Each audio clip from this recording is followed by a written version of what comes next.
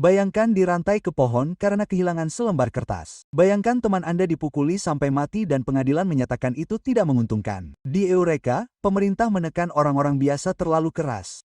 Dan untuk pertama kalinya, orang-orang biasa melawan.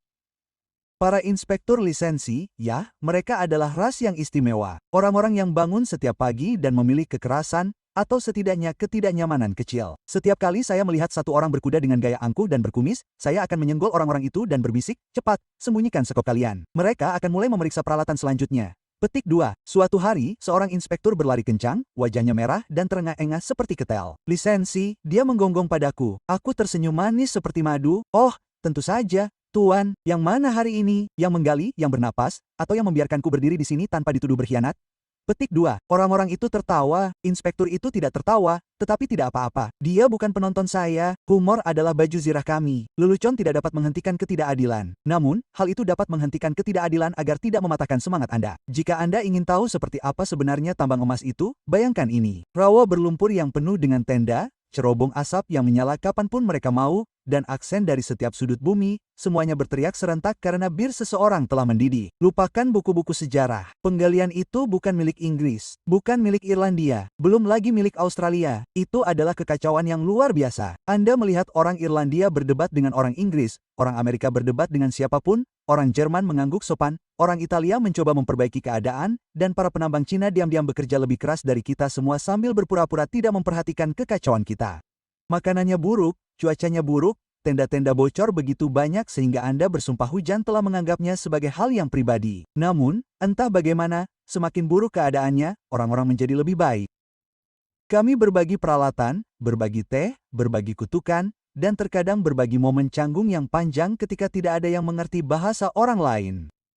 Namun, perasaan itu tetap tersampaikan. Lumpur tidak peduli dari negara mana Anda berasal. Lumpur memperlakukan semua orang dengan setara, terutama dengan mencoba menelan sepatu bot Anda. Dan rasa sakit, dingin, dan lapar punya cara yang lucu untuk mengingatkan Anda bahwa orang di samping Anda, apapun aksennya, sedang berjuang melawan hal yang sama. Saya melihatnya setiap hari. Seorang pria Irlandia mengangkat tiang tenda yang tumbang untuk sebuah keluarga Tionghoa. Seorang penambang Prusia memberikan satu-satunya kaos kaki keringnya kepada seorang pemuda Skotlandia yang tidak tersenyum selama seminggu. Seorang pelaut Afrika yang menjadi penggali mengajari seorang pria Cornish cara mengikat simpul yang benar agar atapnya tidak terbang lagi.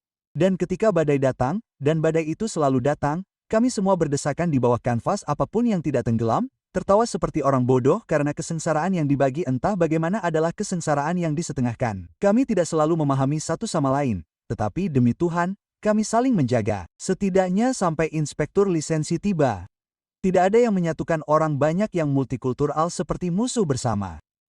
Satu teriakan polisi dan tiba-tiba setiap orang di lapangan berbicara dalam bahasa yang sama. Lari. Itu sungguh luar biasa. Para lelaki yang menghabiskan sepanjang pagi berdebat tentang politik, agama, atau cara yang benar untuk membuat teh tiba-tiba bergandengan tangan seperti saudara yang telah lama terpisah dan berlari ke jurang terdekat.